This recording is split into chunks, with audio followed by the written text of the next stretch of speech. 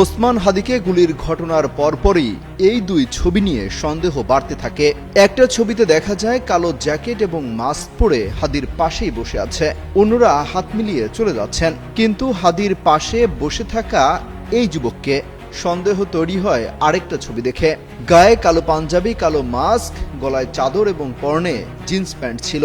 গুলি করার সিসিটিভির দৃশ্য প্রকাশ্যে আসার পর সেই সন্দেহ পরিষ্কার হতে থাকে। মোটরসাইকেলে করে হামলায় অংশ নেওয়া দুই ব্যক্তি এবং হাদির সাথে প্রচারণা চালিয়ে যাওয়া দুই ব্যক্তির ছবি বিশ্লেষণ করেছে দ্য ডিসেন্ট। তারা নিশ্চিত হয়েছে যে বাইক থেকে গুলি ছোড়া দুই ব্যক্তি আজ দুপুরে মতিঝিল ওয়াবদা মাদ্রাসা এলাকায় হাদির সাথেই মাস্ক পরা অবস্থায় জনসংযোগে অংশ নিয়েছিল। হামলাকারী দুজনের মধ্যে একজনের গায়ে কালো পাঞ্জাবি, কালো মাস্ক, গলায় চাদর এবং পরনে আকাশি রঙের প্যান্ট ছিল। অন্যজনের গায়ে কালো ব্লেজার, কালো মাস্ক, চোখে চশমা, পায়ে চামড়া রঙের জুতা ছিল।